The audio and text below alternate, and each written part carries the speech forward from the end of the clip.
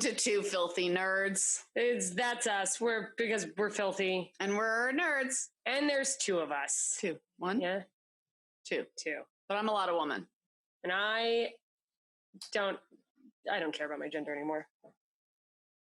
Are we allowed to even call ourselves women anymore? I don't know. I didn't mean I don't care about my gender. Like, I'm not abandoning other women. I don't care what my gender is. Also, a lot of times, by the way, we do this intro where we go, or more, depending on, and I just want to clarify because it occurred to me that when I did my one-woman show, more than one person was like, it's really cool that you're doing that show about schizophrenia. And I don't have schizophrenia, and I just want to make sure everyone knows that. Yeah. She has multiple personality disorder. That's not true. Very different. It's dissociative identity disorder, and that's what the technical term is for multiple personalities. I don't have that either. I wish I did. Because then I'd have something to blame on. Yeah. I have to go, no, I remember that, and I'm cognizant, and that was the choice I made. That was a horrible choice. Myself. Yeah, no, that was not a trauma response where another personality took over, and I have no control. Have you ever had somebody with multiple personality disorder on your other podcast? I've had two people with dissociative identity disorder. One who later emailed me and was like, hey, this is weird. You're not going to believe this, but they didn't email me. Maybe it was a text. I listened back to the podcast, and I 100% dissociated during that podcast. Wow. Yeah. That's fucking crazy. Yeah, he's a friend of mine who I talk to regularly, and just this past week, he's like, I'm having some trouble. I got to go off the grid for a bit. Not the grid, but he's disconnecting because I'm going to disconnect from this primary personality and shift over to another. If anyone's interested in that, 2 episodes on my other podcast, Ignorance is Bliss. It's very interesting and sounds very... I mean, mental health stuff is so fucking hard. And that just sounds like a whole extra layer of hot damn. I just spoke to someone we both know. I won't say her name. I spoke about it earlier. Barbara Walters. Barbara Wawa. I wish. I wish, her. Yeah. She would be our guest. I hope she likes Harry Potter. So she was telling me that everything that went on, with the quarantine. And then she went to a Black Lives Matter protest, one of the first ones where the police brutality escalated very quickly and turned into a very violent affair. Yikes. And she was shot at with rubber bullets, and she experienced all of this trauma, and she's bipolar, and it triggered a manic episode. And it was so bad that she actually went on long-term disability from her job. She couldn't function at all. Really? So I just thought it was funny that I kept picking up different drinks. You're talking about very serious mental health stuff, and I'm like, and then I'm doing a bit. She saw George Floyd die. I'm juggling. She had to take time off work. Yeah, she was really fucked up from it. She was running from the police. She was in her car because she went to the Black Lives Matter protest to deliver food to people. She made a bunch of care packages. But she was running from actual police, or was she manically thinking she was running from police? I don't know. That's a good question. Her car got hit with rubber bullets. Fuck. So she had a major mental breakdown. Is that a thing that happens for you? Do you ever have? I haven't had a manic episode since I was much younger. Are you? I have hypomanic episodes. Okay, I was gonna say, can you be 100% positive of that? But I guess a manic episode's full. Yeah, I would know for sure. Oh. Because I don't have a personality disorder. I don't have a bipolar personality disorder. I have bipolar. So I know when it takes sometimes someone being like, hey, you're being crazy. Oh, there's a difference? Yeah, I explained that to you the other day. Ego's syntonic and dystonic. Oh, right. So my being bipolar, any personality disorder is ego-syntonic. It's within your sense of self. So you're unable to see it. So you're unable to see it. But ego-dystonic is what depression is, what anxiety is. Where you can be aware of it. It's separate from your ego. It's dystonic. It's not attached to who you are. No. Okay, yeah. So you're able to be like, hey, you're being fucking crazy. And I'm like, oh my God, I am. And when I was talking to this girl, she was like, one of the things she does in a manic episode is excessive spending. And she sounds like my mother. Yeah. So she asked me to come over and organize her place for money. She's like, charge me whatever you want. And I was like, I will not charge you whatever you want. I do realize, because she spoke to me about this months ago before she was having a manic episode. Yeah. Did she know she was having a manic episode when you were over there? Or did you go, hey? Oh, I didn't see her recently. Oh, okay. Someone else, it kind of hit a critical mass. Well, her grandpa died. It was just a lot of things that triggered. It was a lot of things at once that triggered something. So it was, you have that joke where you're going to a therapist for the first time and you tell the therapist everything that's going on in your life, and she's like, you're not depressed. You've had a terrible life. So it's like, yeah, she's not mentally. She is bipolar, but it's like so many horribly traumatic things happened all at once. A death, watching, police brutality firsthand, and all these different things. Well, yeah.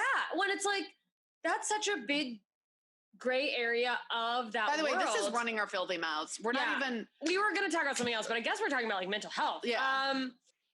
And that's what's so interesting is even in that joke that I do and hearing the story, because like the joke is based, by the way, 100% on a real. Yeah. That's a thing that happened to me. A therapist. Yeah. I went to a therapist for my depression, and she was like, "Hey, you are not clinically depressed. You have a lot of trauma. Yeah, and this is what happens." And which like is in a way a gift, learning that, but also was like the joke is just like, cool. Do you have a pill for that? Yeah. Like I got like because that's the thing about trauma is that so often mental health stuff is just immediately. God, I feel like I just fucking talked about this on my other podcast. Yeah. Immediately labeled as such and such disorder, disease, which are all very real, valid things that people do suffer from. But a lot of times with Western, either psychiatry, psychology, people try to treat it with a pill when really it's like, okay, sometimes you need the pill as a Band-Aid to get you fucking back on your feet where you're at. But also a lot of times it's coming from something deeper. Yeah. And some people never go past that Band-Aid. Yeah. They just, I need a new thing because this Band-Aid stopped working, where it's like, okay, has anyone tried to get to the root of what is causing this? Yeah. But then there's even that area of, I mean, even through meditation and growing in self-work and realizing like being able to go, oh, okay, I'm having a feeling, but that's okay. It's not going to last, is like, it still fucking sucks. Yeah. So it's like, all right, so now you've told me it's not that I'm mentally ill. I have PTSD. Yeah. And so now that I know that, which is a similar experience I just had seeing a new psychiatrist. Yeah. Where she's like, I don't think you're bipolar as much as you just have PTSD, like a cumulative trauma that's response. Still mentally ill. So then it's like, okay, so now what? Well, yeah, that's the thing too. And like with PTSD too, the treatment is so still, some stuff works for people, but they're really up in the air. Like with figuring it out, which I feel like every mental issue is a multi-prong approach for treatment. Well, yeah, because not everything works. It's like dieting for your body. Like what works for you isn't going to work for someone else. And I think it's even more of a multi-prong approach with PTSD because it depends on what your trauma is, because you might be living in a world where you don't necessarily have things that are going to trigger a certain kind of trauma. Yeah, you also may not even realize you're being triggered. Yeah. So it's like, how do you recognize that you're being triggered? How do you might be living a life where you're constantly being triggered and not realizing it. So it's like, how do you? Yeah, 100%. Because it's like, even at times in my life when I've been super productive, it's like, am I naturally a very productive person, or was I triggered into that is my compulsion? You know what I mean? Is to do stuff, which great. That's good. I got stuff done, I guess. And nobody, I think probably goes unrecognized. I think with stuff like that. They say there's behavior that's within a normal functioning capacity, and then there's behavior that becomes a disorder. So it's like, well, when it's inhibiting your life. When it's inhibiting your life, that's when it becomes a disorder. When it's affecting your ability to exist in society on a day-to-day basis. Which I still maintain is everything that does that a disorder, or have we built, don't fucking come for me, this is a philosophy, have we built a society where we expect one type of person to exist in it? We've made a cardboard cutout of what that person should look like, and when people don't fit it, we go, it's a disorder. Oh, there's something wrong with you. And that's not to say a lot of times there isn't something that needs to be treated. I just wonder. I think the spectrum of normal is definitely a societal construct. I think it's definitely something has been like, sorry, I've got, stop giving yourself a rat tail on the camera. You guys, Nicole's playing with her hair, but she keeps twisting it. No, I'm telling the people who are just listening, it's going to turn into, I'm tucking it back into your ponytail. She's tucking it in. Did you tuck it? I tucked. Did you tuck my dick? Tuck it back. It's my hair dick. Thick dick. Ooh. Are you being triggered? Is that a safety thing? I don't, having the conversation? Is this like a safety thing? Here we go. I do it again. There she goes. I love the feeling of playing with my hair. Go over to our YouTube if you haven't subscribed yet. Find you can watch me twiddle my hair and make a little rat tail dick. It's really with my hair. I want to wait till she twists it all up and then cut it off and use it as like hang it like a good luck omen. You look great. You just got really voodoo-y? Not voodoo-y. So what's that word? She, I know what you're trying to say. You're reminding me of the guy from Silence of the Lambs, where you're like, oh, we can cut it off and then use it. Yeah, I know. It was supposed to be creepy. Yeah, it was very creepy. It was good. But I do think there is something that society has put together as what is a normal range of behavior. Yeah. What is a normal range of emotional expression. What is, I think that's something, I think, not to get into feminist territory, but I think that is definitely a patriarchal construct. In some ways. Think that's an unfair statement. Listen to me. I don't think it's false. I think that inherently we're in a patriarchal society. Yes, inherently every structure is patriarchal, yes. But I don't think it's necessarily, as a whole, I think, yes, it is used to oppress women. I don't think as a whole it exists for the oppression of women. Okay. If that's what you're getting at. That's what I was getting to. I don't think it was necessarily created to specifically oppress women. To specifically oppress women. But created by a male. I think once men created it and they realized, this could keep Lisa in check. It's not so bad. I'm a feminist. Everybody wants to create something, a box, because that makes them feel better. So in this box is the range of normal behavior. This is what I will say. Does it oppress women? Yes. Was it invented to oppress women? No. This is what I think. It was invented by a man, and being an egocentric species, the man went, well, these are my emotions. I'm a normal guy. This must be normal emotions. And men feel less emotions. Yes, period. So they go, this is a normal range. This is what people feel. Yeah. Because a lot of people That's all they know. Yeah, and a lot of people have so much trouble understanding that how they feel is not how everyone else feels. Yeah.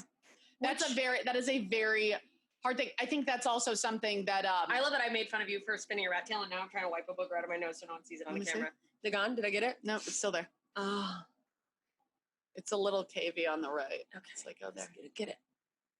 Oh, man. Thank God we're quarantining together. Okay, great. That'll help. Is there disinfectant in pumpkin scent spray? Yeah, that's probably where I need it. Oh, is that a stain? Shit, this is Andy's shirt. Is this going to ruin it? No. Is this Banaka? Okay. Because I was talking to someone about this in terms of ADHD and how I think kids with ADHD get measured against what we expect a student to act like in class, and people learn differently. And I think that goes over into, yes, someone goes, this is the normal range of emotions. If someone's feeling more than this, they're crazy. There's something wrong with them. And I have said for years that the fact that we teach 5 senses in school instead of 6, and one being emotions, is fucking criminal. Because it leaves us with no emotional intelligence, and a lot of people don't realize, I think, that people feel at different levels. Yeah. Just like you need glasses, and I also need glasses, but I'm not wearing them. But some people don't need glasses. Some people need glasses for their feelings. Yeah. I need glasses for my feelings. I think you need a blindfold for your feelings. I need these glasses for my feelings. Your feelings is like someone taping binoculars to their face. I mean, did you see that quote? We talked about it. Oprah had this guy on talking about you're a 10-gallon. Oh, it was TD Jakes. You're a 10-gallon. Some people are 10-gallon emotions, and some people are 10-gallon people. And they need more to fill them up. And I am a 20-gallon person, and I will waterboard you with my emotions. Yes. Well, and that's the thing, is that some people, you can feel unloved from someone because that is not within their emotional capability. But that's It's not to say that you are unloved. It's just saying that relative to how you feel, it feels like that's a lack of love. Yeah, and it's like, that would be like me getting mad at you for not being able to see something. Yeah. If you didn't have glasses. Yeah. That it's like, that's not fair. Yeah. Like if I just yelled at my friend in a wheelchair, I was like, well, just walk. And it's like, why can't you walk with me? But I can't. Walking's not my normal. Walking is nothing I'm capable of. Which brings me to my final point. And by the way, within that, by the way, idea of 10-gallon person versus a pint person. I was talking to a friend about this yesterday, and we were talking about how it seems like in that discussion, it is putting a value on the 10-gallon person as being better and the pint person as being not as good. I don't agree with that. I think people clap because they feel understood, and maybe there are a lot of 10-gallon people. Yeah. But that's not to say that one is not better. One is not better. It's just different. It's different. Well, I mean, if you really want to break it down, better and worse are social constructs. Yeah, better, absolutely. But it's like, no, I don't know. How did we get on this? I don't know. But it's been fun. All I know is I'm actually about to throw up. So. Wait, are you really? Yeah, I feel really nauseous. I think I had too much coffee and not enough food. All right, you guys, we're just going to we'll be right back.